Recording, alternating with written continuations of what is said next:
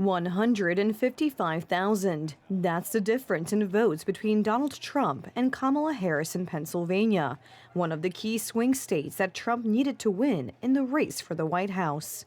Given that of the 7 million voters there, nearly 700,000 are Polish Americans, Trump's advantage may have been due to our compatriots, among others. Trump meets all of our criteria, which is why I will be voting for him for the second time. Donald Trump kept the Polish American community in mind during the election campaign. Both he and Kamala Harris wrote letters asking for support. However, the Republican candidate acted more intensively, primarily based on his knowledge of our history. Evidently, Trump was vying for the Polish vote, and more broadly, for the Catholic vote. On his social media, he included an image of Our Lady of Guadalupe, an exorcism, a prayer to Saint Michael the Archangel, and also recalled the story of Blessed Father Jerzy Popiełuszko, which was clearly a bow to the Polish-American community. Trump has been saying for years that Poland is one of his key partners in Europe. Now ahead of his next term, questions are multiplying about how he will approach Warsaw. It was not without reason that during the election campaign, Polish President Andrzej Duda met Donald Trump in New York. Critics at the time spoke of a faux pas, but the fact is that Duda knew perfectly well what he was doing. First of all, this is a very good move on the part of the Polish president. I expect that there will be an activation of the head of state when it comes to the American direction and relations with the new administration.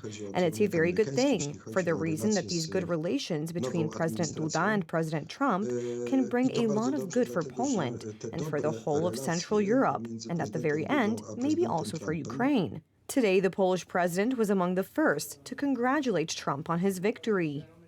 Congratulations, Mr. President Donald Trump. You made it happen. Trump will want to shift the axis of pressure of U.S. policy from Berlin to Warsaw.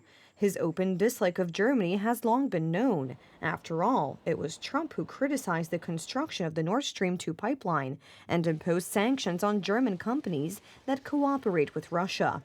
We talk about the pipeline going to Germany, where Germany is paying billions and billions of dollars to Russia, which, frankly, we don't think that's appropriate. I never thought it was appropriate. I think it's ridiculous, and I think it's certainly a very bad thing for the people of Germany. I've said it very loud and clear.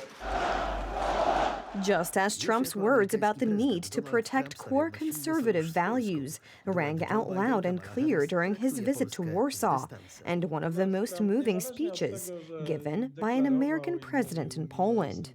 They must have known it at the exact moment during Pope John Paul II's sermon, when 1 million Polish men, women, and children suddenly raised their voices in a single prayer.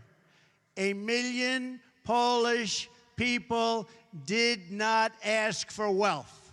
They did not ask for privilege. What matters most to Trump is political loyalty and sincerity. This is why he valued cooperation with the Polish administration during his first term. He spoke about this in a special interview with Republika a few weeks ago. Well, I love the Polish people. As you know, I was in Warsaw and made a speech, and the relationship with Polish people has just been extraordinary, and I hope they get out and vote for me, because the other side does not like the Polish people. They don't like religion. They don't like anything. I think they're sort of crazy, to be honest with you, and I hope the Polish people can get out and vote for somebody that shares their values about things on religion and on life and on work and work ethic. I should get most of the Polish vote. I hope I get all of it. Looking at Trump's policies during his first term, it is clear that accusations of pro-Russian politics are ridiculous. It was Trump who pursued an anti-Russian policy by warning Europe against dependence on Moscow. It was the Republicans who pushed for an increase in defense spending. It was Trump, after all, who was the only Western politician cheering on the Three Seas Initiative, which was being built by the countries of our region. Okay. Thank you. Thank you.